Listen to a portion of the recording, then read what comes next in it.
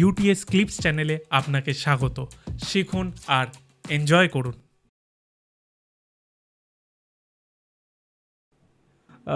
Recently শয়তান বেরিয়েছিল, দেখেছো? সাধারণ নজরে বিলিভ করো? হ্যাঁ, কোনোদিন হয়েছে এরকম? দেখ আমি জানি না এই গল্পটা বললে মানে আমাকে কে কীভাবে ভাববে। অবশ্য আমি তো প্রেত কথা করি, আমি তো বলতেই পারি। এই ঘটনাগুলো আমি খুব একটা বাইরে কোথাও বলি না।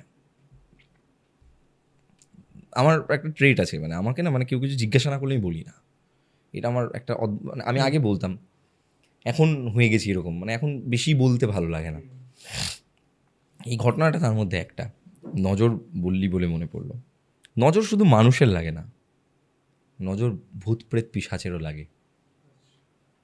নজর ভূত প্রেত পিশাচেরও লাগে, এবং কার উপর নজর লাগবে এটা অ্যাস্ট্রোলজি চার্ট দেখলে বোঝা যায় যে নজরের উপর লাগবে কি লাগবে না। তো আমার মনে হয় গত বছর আমার একটা স্কিনে প্রবলেম হয়েছিল। এটা আমার অ্যাজাম্পশন, আমি তো আর তান্ত্রিকের কাছে যাই না যে আমার নজর লেগেছে দেখো আমার একটা যোগ্য করে দেবে, সব তো না। আমি জাস্ট ভালো লাগে, ইন্টারেস্টিং।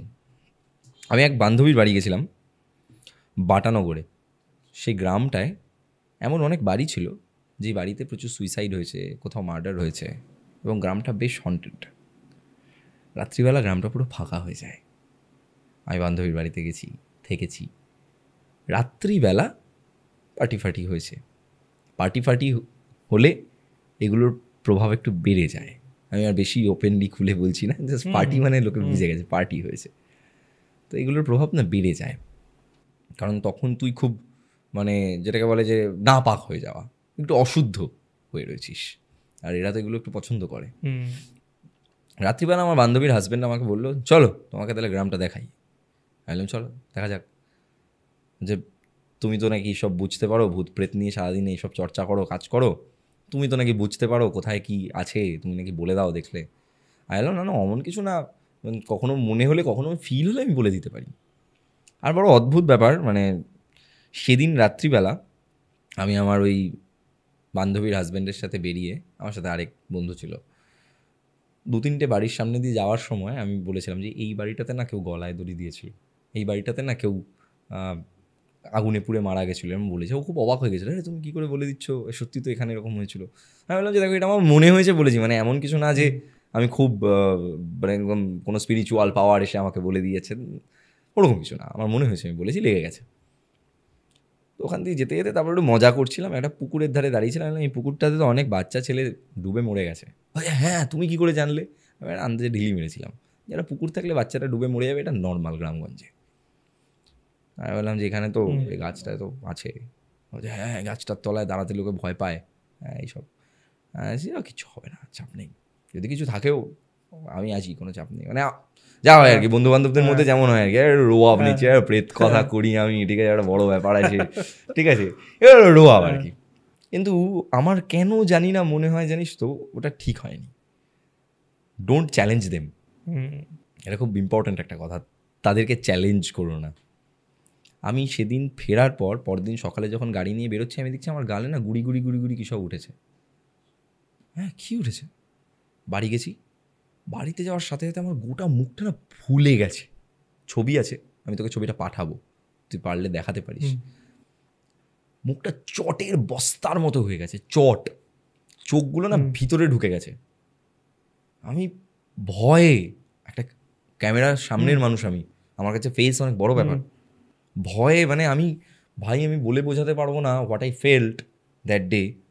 আমি ডাক্তারের কাছে গেলাম, হোমিওপ্যাথি ডাক্তারের কাছে, কারণ তখন স্কিনের ডাক্তার ছিল না আমাদের ওখানে, উনি ঠিক করতে পারলেন না। পিয়ারলেসে গেলাম, উনিও ঠিক করতে পারলেন না। মানে কমছে বাড়ছে, পুরো মুখে গোটা দাগ বাজি একটা ব্যাপার, আর কোনো ডাক্তার বলতে পারছে না এটা কী করে হয়েছে, আমি বুঝতেই পারছি না এটা কী করে হয়েছে। অনেক কষ্ট পেয়েছি কয়েকটা দিন, খুব ডিপ্রেসড হয়ে গেছি, ভিডিও করতে পারছি না, শুধু প্রেত কথা করে বেরিয়ে যাচ্ছি। তারপর ভাই আমি সচিন ভার্মা বলে একজন ডাক্তারের কাছে গেলাম, এবং ওনার ইয়েতে ঠিকঠাক হলাম। তাও সেটা ধর প্রায় 3 মাস বাদে।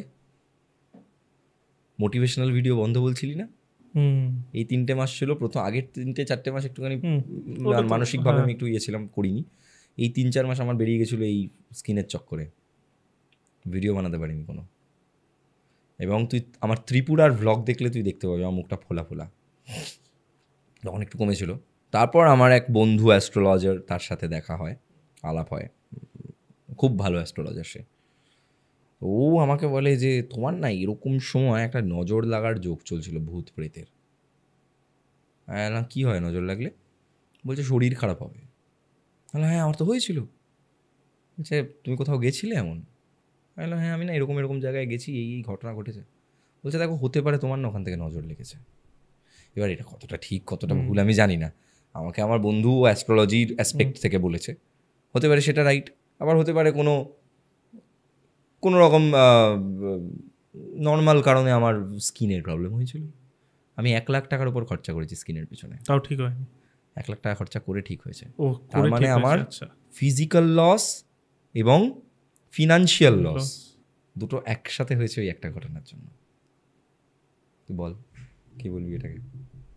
বড় অদ্ভুত ঘটনা এটা, আমি কোনো এটার পাইনি কোনো মানে তাও পরে ওনার সাথে দেখা, মানে চার্ট দেখিয়েছো বলে হয়তো জানতে পেরে।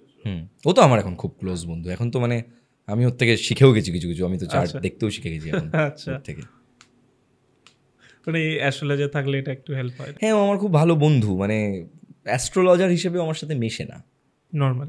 হ্যাঁ আমরা খুব ভালো বন্ধু, মানে আমরা একসাথে পার্টি করি, কখনো আমরা ঘুরতে যাই, এই কদিন আগে পুরী দিয়ে ঘুরে এলাম। He is a very nice guy and a very good astrologer. ইউটিউবে কোনো তুই বন্ধু ওকে আছে? ডাকতে পারিস কখনো এখানে, আচ্ছা। He is a very good astrologer. তোমার স্টুডিও মানে মেনলি এটা আমি কেন বলছি সেটা আমি রিসেন্টলি রাজকুমার রাওয়ের একটা পডকাস্ট দেখছিলাম, রণবীরেই। সেখানে রাজকুমার রাও মানে রণবীরই জিজ্ঞেস করছিল যে যখন সিনেমা করো তোমরা হরর সিনেমা, তখন কি সেটে কিছু হয়? তখনও বলছিল বিভিন্ন এক্সপিরিয়েন্স।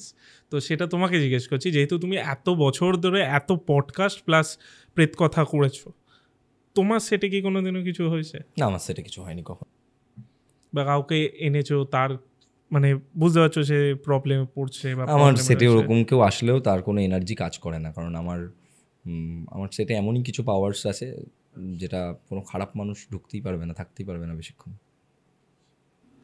তার মানে আমাদের পুরো সেই রকম। বাড়িতেই আছে ওটা। আচ্ছা, তার মানে তুমি কিছু মানে সেই প্রবলেমে আমার আপাতত প্রোটেকশন ভাসোনি। আছে এগুলো, এই প্রোটেকশন এইসব নিয়ে আমার কোনো চাপ নেই। আর ভূত প্রেত হলেও কি আছে, মানে ভূত প্রেত তো এমনও হতে পারে যে ও আমার খবর নিতে আসে, দেখি রে কেমন আছিস।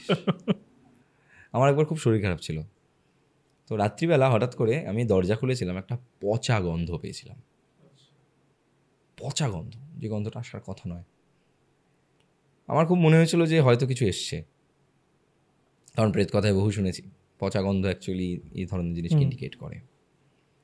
তো আমি আমার স্যারকে বলেছিলাম যে স্যার এরকম ব্যাপার। স্যার বলছে রে হতেই তো পারে, তোকে দেখতে এসছে, তুই এত ওদের কথা বলিস, এত ওদেরকে নিয়ে চর্চা করিস, ওদেরকে এত প্রমোট করিস, তোকে দেখতে এসছে, তোর শরীর কেমন আছে? হ্যাঁ হতে পারে, কি আর করার আছে। তবে আমার সেটে কিছু হয়নি ভুতুরে কিছু। যেহেতু ওটা বলছিল আমি ভাবলাম যে তুমি এত বছর ধরে করছো, যে তোমার সেটেও কিছু হয়েছে কিনা, ওর জন্য আমি জিজ্ঞেস করলাম। ইউটিউবটাকে আগামী 10 বছরে তুমি কিভাবে দেখছো? কাজ করার জায়গা, পরিচিতির জায়গা, আরও বড় জায়গায় নিজেকে পৌঁছানোর একটা মাধ্যম, আরও বড় কোম্পানিজদের সাথে কাজ করার জায়গা, এবং ওভারঅল একটা ফিউচার প্রচুর ছেলে মেয়েদের জন্য, যেখানে দেশে রাজ্যে চাকরি নেই, যেখানে ঘুষ দিয়ে চাকরি করতে হয়, সেরকম একটি দেশ এবং রাজ্যে ছেলেমেয়েরা নিজেদের ট্যালেন্টের জোরে পয়সা কামাবে। কোথাও কি মনে হয় যে যে কোনো যখন যেটা ট্রেন্ড থাকে তখন সেই জায়গায় প্রচুর মানে ঘোড়ার পালের মতো ঢুকে পড়ে প্রচুর লোক, এরকম মানে হয়তো প্রচুর- জানে না তাও প্রচুর ঢুকে ঘোরা পড়ে? তো আছেই, তো কী যায় আসে। শোন একটা কথা শোন, এটা আমি এক্সপিরিয়েন্স থেকে বলছি তোকে, অনেক দিন হলো করছি কাজটা, প্রচুর লোককে আসতে দেখেছি, যেতে দেখেছি, যে কাজ করেছে সেই শুধু থেকে গেছে, যারা কাজের নামে ভণ্ডামি করেছে তারা হয়তো ফেস ভ্যালু আছে, লাইফস্টাইল হয়তো আছে কিছু, কিন্তু আমার মনে হয় না যে তাদের জীবনে প্রকৃত সম্মান আছে বা বিশেষ কিছু তারা জীবনে করতে পেরেছে। কেমন লাগলো এই ক্লিপসটা আমাদের জানান এবং আমাদের চ্যানেল ইউটিএস ক্লিপসকে সাবস্ক্রাইব করুন।